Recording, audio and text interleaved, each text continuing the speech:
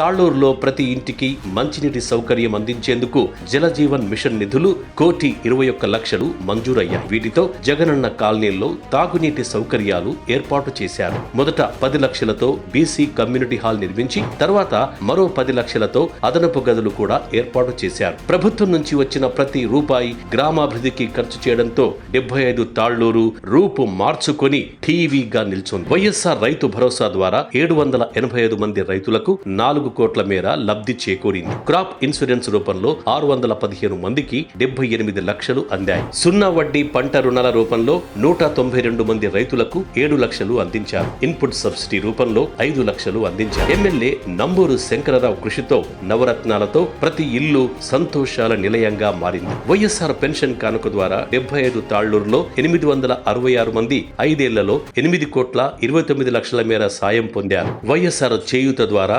219 మందికి 88 లక్షలు అందుకున్నారు.